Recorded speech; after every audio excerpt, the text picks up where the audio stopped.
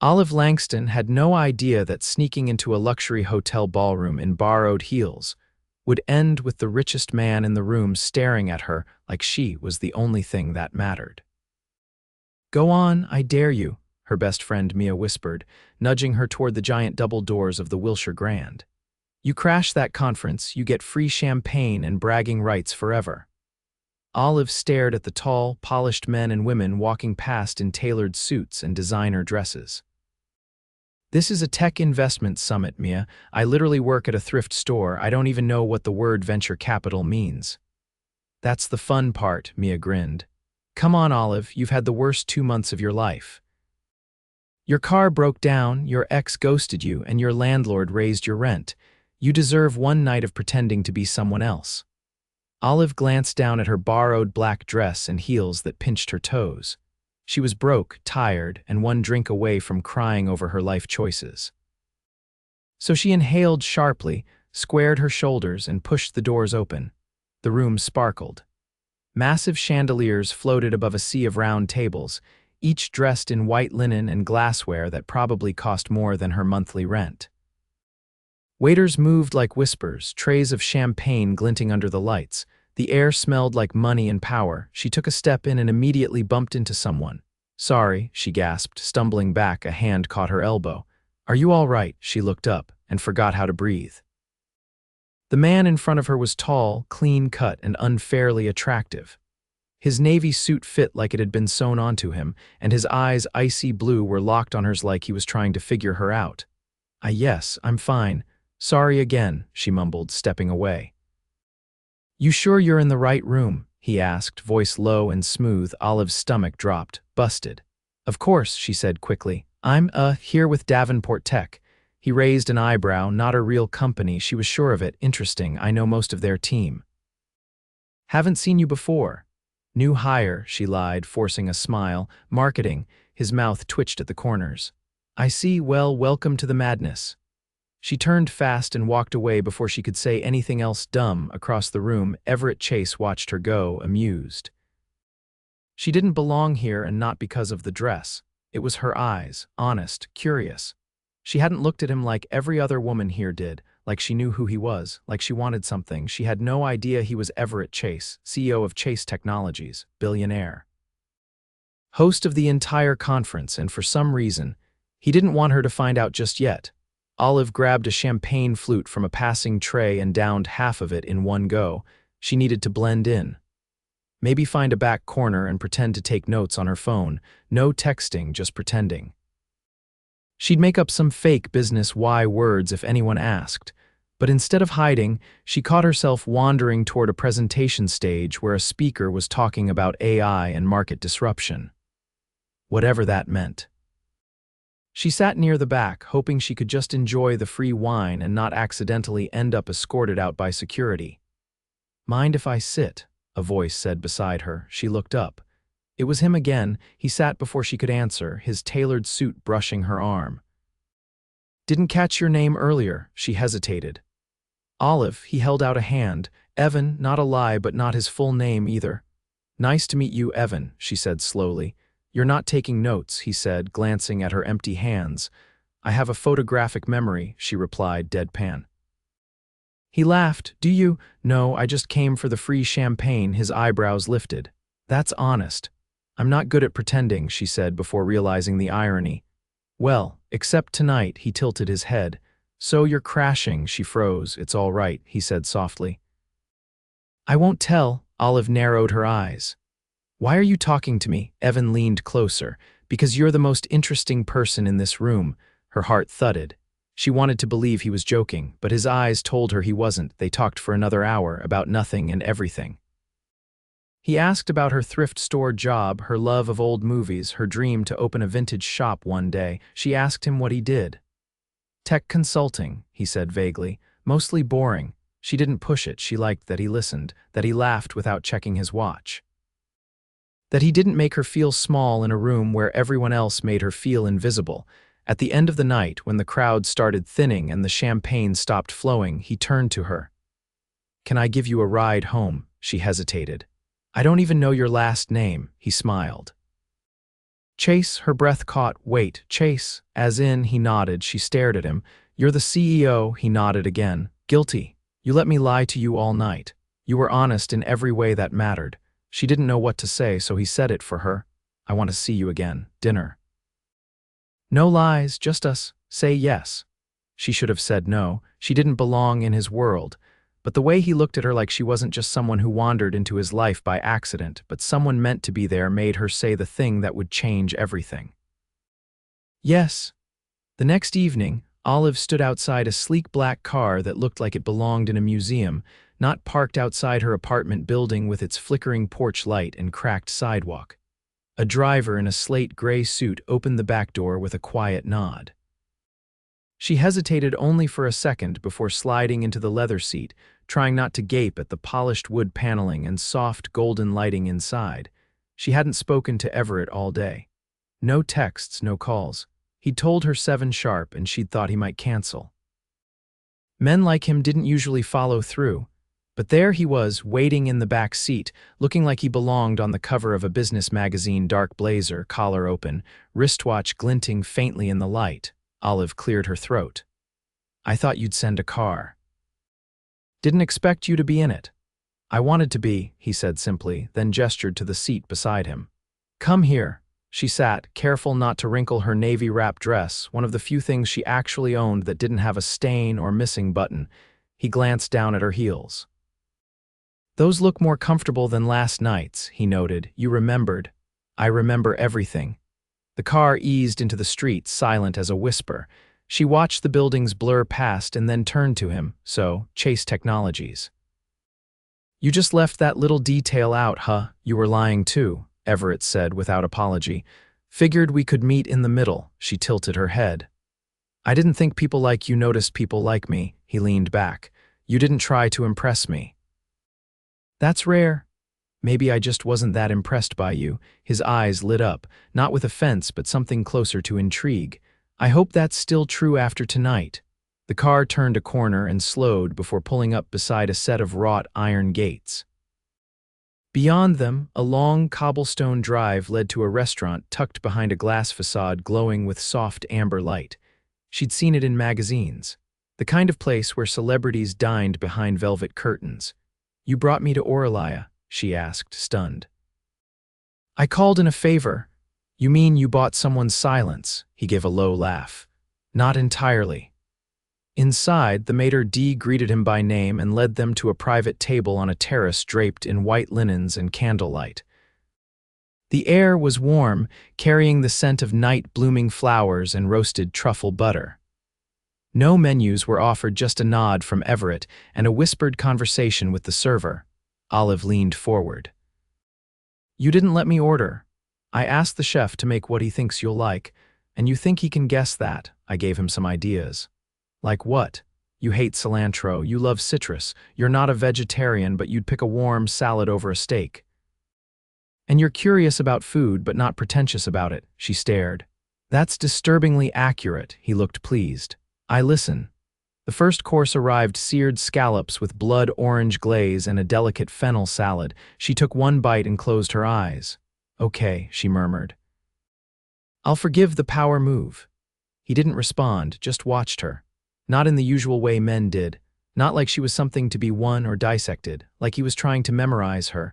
After the second course saffron risotto with charred leeks, she set her fork down and folded her hands. Why me? She asked. You could be here with a model or an heiress or someone who doesn't sort through used cardigans for a living. Everett didn't answer right away. Instead, he reached for his wine glass, swirled it once, then set it down untouched. My life is full of people who know my name before I enter a room. They're rehearsed. They measure every word. You didn't flinch. You challenged me. You said no when most people say yes out of fear. I said yes eventually, she reminded him, but not from fear. She watched him closely. You're used to control, aren't you? He met her gaze. I have to be. What happens when you lose it? He didn't blink. I think I'm about to find out. The server brought dessert, a single plate with 2 spoons, dark chocolate mousse with candied orange peel. She took a bite and sighed.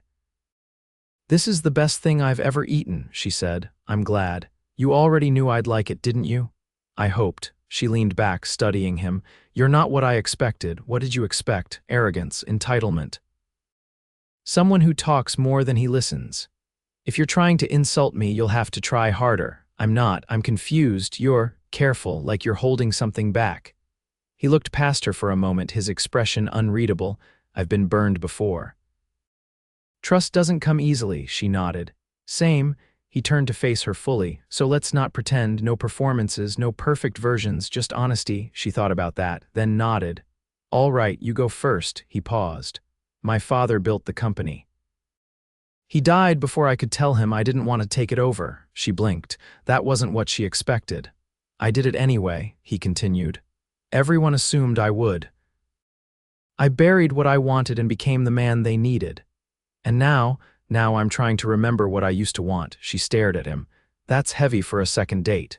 Is it? She picked up her spoon again, then paused. I used to think I'd open a vintage shop in the city, something small.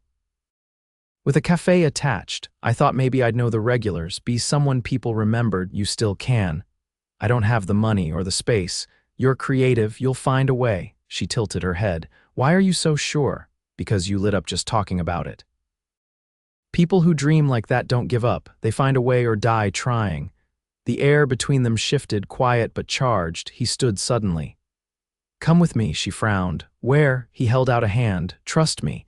She hesitated only a second before placing her fingers in his. He led her down a narrow hallway past the kitchen, through a side exit where another car waited. This one was smaller, a sleek silver coupe. Where are we going? She asked as they slid inside. Somewhere I want to show you. She glanced at him. Is this the part where I find out you're secretly a serial killer? If I were, I wouldn't take you somewhere with a view. The car climbed steadily up Mulholland Drive, winding past mansions and city lights. When they reached a quiet overlook, he parked and turned off the engine. The silence was deep, the sky full of stars. He nodded toward the passenger side. Come on. They stepped out into the cool night air. Below them, Los Angeles stretched out like a sea of stars, endless and glittering. I come here when I need to think, he said quietly. She wrapped her arms around herself. It's beautiful, so are you. She turned to look at him. He stepped closer. I didn't plan this, any of it, but the second you walked into that room, everything shifted. She didn't move. I don't know where this is going, he continued. But I know I want to find out with you. Her heart pounded. I'm scared, she said. So am I, he admitted, but I'm still here, she exhaled. Then I guess I am too. He reached for her hand, and this time she didn't hesitate. Everett hadn't intended to see her again so soon, but the next morning, he found himself parked outside the thrift shop on Larchmont, watching through the windshield as Olive rearranged a mismatched display of old books and costume jewelry in the window. She didn't see him. Her hair was tied up this time, a pencil stuck through it like an afterthought. She was laughing with an older woman in a chunky sweater, pointing at a velvet blazer like it was a designer find. He didn't know why it made his chest feel tight. He got out of the car. The bell above the door jingled as he stepped inside, and Olive's head snapped up. Her expression flickered with surprise, then something unreadable passed behind her eyes. You stalking me now? She asked, brows raised. I needed to pick up a vintage lava lamp, Everett said, glancing around. Urgent business. The older woman leaned toward Olive. Is that the guy from the magazines? Go take your lunch, Deanne, Olive said, gently steering her toward the back. I've got it. When they were alone, she crossed her arms. You can't just show up here. Why not? Because this is my actual life, the one with fluorescent lights and broken zippers and no truffle butter. I wasn't expecting truffle butter, Everett said, scanning a shelf of cracked teacups, but I was hoping for coffee with you. She studied him. You're not embarrassed to be seen here. Should I be? You tell me. You probably own buildings like this. I own a few that are less charming. Olive tried not to smile. You're not making this easy. I'm not trying to. She sighed, then turned and grabbed an old percolator from behind the counter. If I let you pour your own, will you stop looking at me like that? Like what? Like you're trying to figure out how I ended up in your orbit. I'm not wondering how, he said quietly. I'm wondering what happens next. She didn't answer. Instead, she poured 2 chipped mugs of coffee and handed him one. Fine, but you're helping me sort the donation bins while we talk. He blinked. You're serious? Deadly. So that's how Everett Chase, billionaire, ended up sitting on the floor of a thrift shop, elbow deep in a box of mismatched shoes and tangled scarves while Olive quizzed him on his actual favorite movie and whether he could tell corduroy from velvet by touch. He was terrible at both. Do you even own anything secondhand? She asked, holding up a faded denim jacket. I inherited my grandfather's watch, if that counts. It doesn't, he grinned. Then no. She tossed the jacket into a keep pile. You're not going to impress anyone with that. I'm not trying to impress you. Really. Because you're sweating through $1,000 shirt just to keep up. He looked down. It's actually closer to 2. She laughed for the first time since he'd walked in, and he felt that same pull he'd felt the night they met. Like the world narrowed to wherever she was standing. After an hour, she stood and dusted her knees off. All right. You've earned lunch. Do I get to pick the place? Nope, I already packed it. She led him around the corner to a tiny park with a duck pond and a creaky wooden bench. From her canvas tote, she pulled 2 peanut butter and banana sandwiches wrapped in wax paper, a bag of trail mix, and 2 sodas. You're kidding. This is a classic, don't knock it. He took a bite. Okay. That's annoyingly good. Told you. They ate in silence for a few minutes before she spoke again. I Googled you after the restaurant. He didn't flinch. What did you find? You dated a pop star. You own a stake in a football team. You were on the cover of Forbes last year. All true.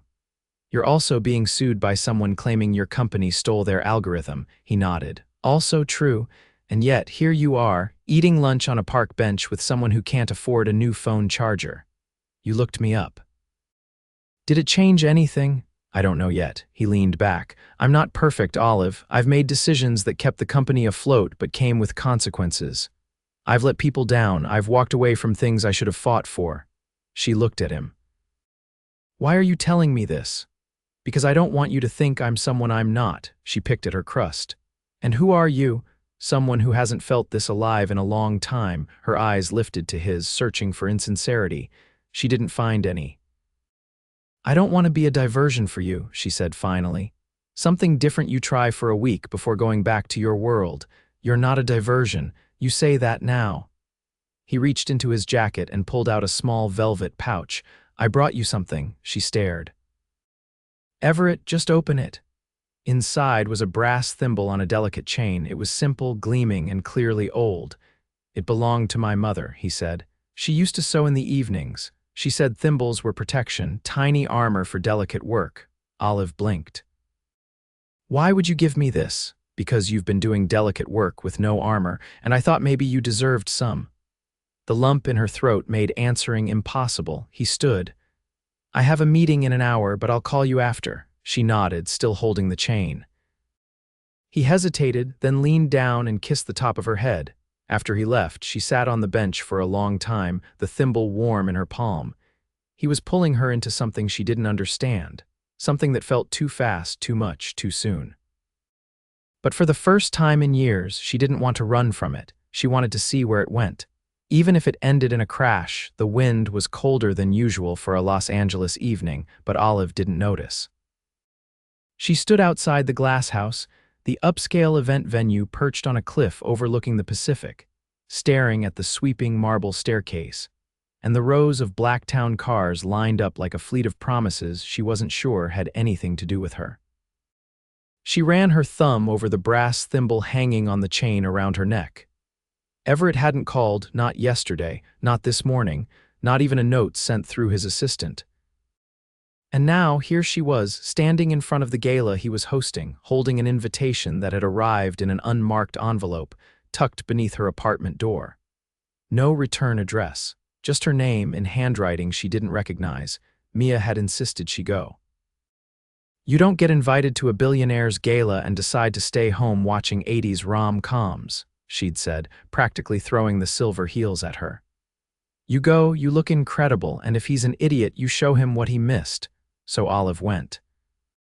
And now, as she reached the top of the staircase and a tuxedoed man checked her name against a list, she realized every nerve in her body was awake, screaming a single question.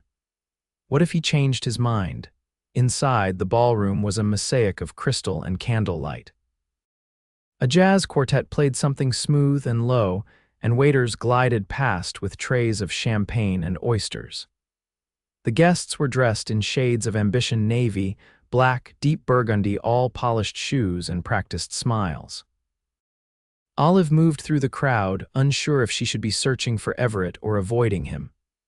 The last thing he'd said was that he would call. He hadn't. She stopped near a tall arrangement of white orchids and tried to hide behind it. A voice came from behind her. "That's a terrible hiding spot." She turned. Everett stood there, tailored in a charcoal tuxedo with a black tie knotted crisply at his throat, his expression unreadable. "I thought you weren't coming," he said. "You didn't call," she replied. "I know." She waited. He didn't look away. "Something happened after I left you at the park," he said. "I got word that a board member was threatening to leak private development files. He wanted me to sell a portion of the company. I spent the last 24 hours fighting to keep control. You could have told me. I didn't want our beginning to be tainted by the mess I've made of other things." Olive studied him. "You don't get to decide what I can handle." He nodded once. "You're right." A pause stretched between them, heavy. "I invited you tonight because I wanted you to see it," he said finally. "See what?" He stepped closer, voice low. "What I'm walking away from." She blinked. "What are you talking about?" "The company, the board. The endless fight to keep up a life I don't even want anymore." She stared. "You're giving it up." "I've already started the transition. I'm staying on in a limited role." "But I'm done living someone else's ambition." "You're serious."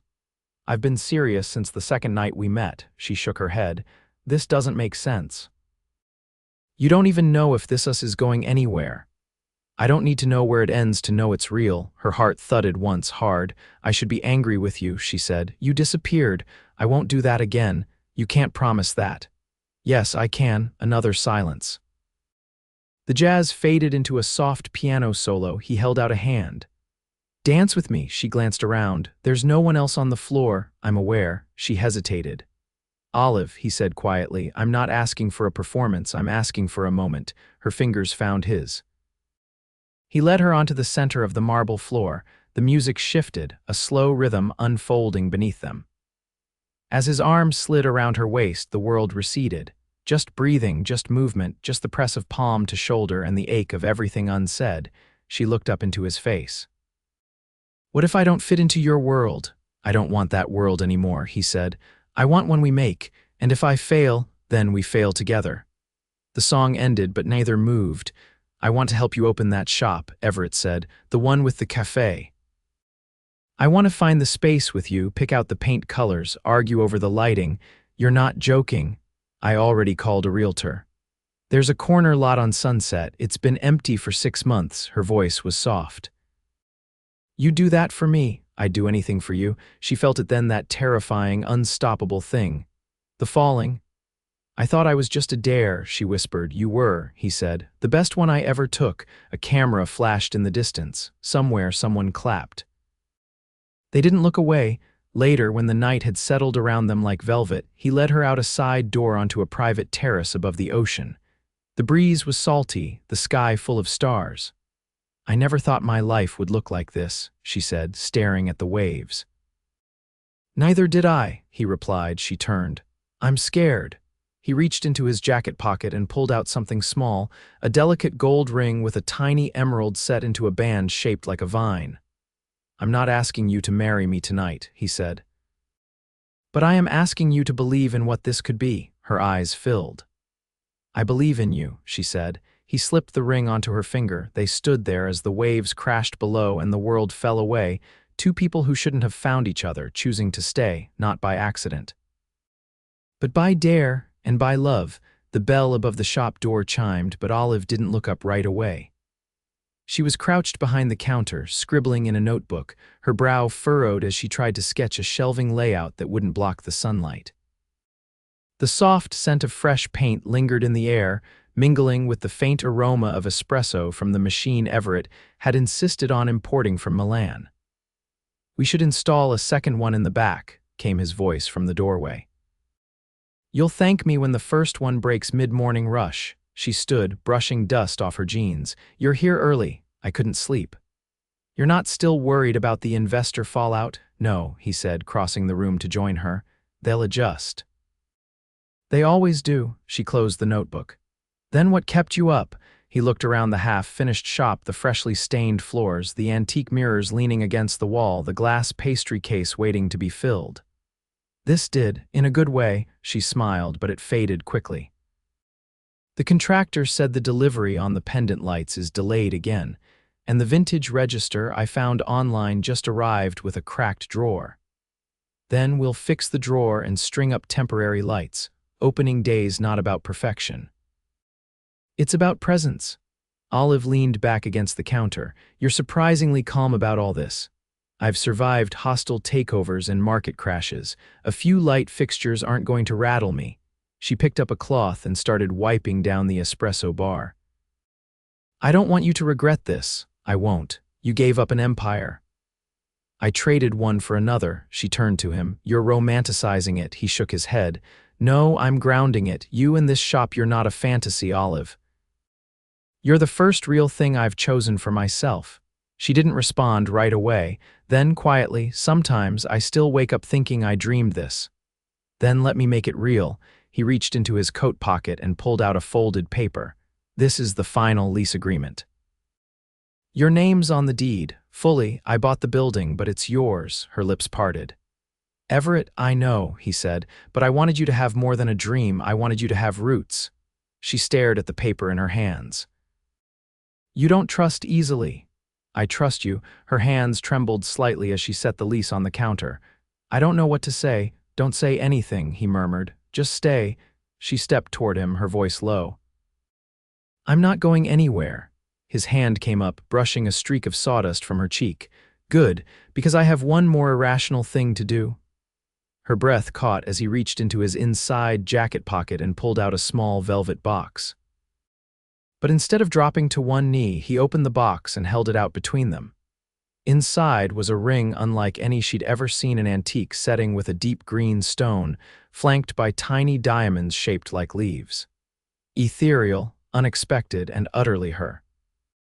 "I didn't want to ask you in a ballroom with 100 people watching," he said. "I wanted to ask you here where you became real to me." She didn't speak. "I don't need a year. I don't need a checklist. I just need you. Will you marry me?" Her answer came without hesitation. "Yes." He slid the ring onto her finger and her hands closed over his, grounding them both. They stood there for a long moment, surrounded by the echo of their future. 6 months later, the shop opened on a Thursday. By noon, the cafe side buzzed with chatter, the smell of cinnamon scones and fresh espresso curling out onto the sidewalk. A chalkboard sign outside read, "Vintage Threads and Coffee Dreams," Olive's handwriting. Deanne manned the register, her reading glasses perched on the end of her nose as she rang up a customer buying a velvet blazer from the 70s. Mia flitted between tables, delivering pastries and winking at the regulars already claiming their chairs. Olive stood behind the counter, apron tied at her waist, her engagement ring glinting under the pendant lights now fully installed. She was taking inventory of the biscotti jars when Everett appeared beside her, sleeves rolled up, carrying 2 steaming mugs. "Your mother just bought 3 teacups," he said. "Told the woman next to her they were charming but impractical, then bought them anyway." "She likes to pretend she's not sentimental," Olive said, accepting the mug. He leaned against the counter. "Did you see the line out front?" "I did. And the article in the community blog, read it twice. And the couple who asked if we'd host their rehearsal dinner." She looked up at him. "Are you trying to make me cry?" "Just making sure you know what you built." She set her mug down. "What we built." He took her hand as the bell above the door rang again. Later that night, after the chairs were stacked and the lights dimmed, they sat on the floor of the shop, eating leftover pastries and drinking cheap red wine out of mismatched teacups. "Do you think it'll last?" she asked. "This?" he asked, gesturing to the ceiling. "Or us? Both," he shrugged. "They're the same thing, aren't they?" She leaned against his shoulder. "I guess they are." He kissed her temple. "Then yes, I think we'll last," and they did.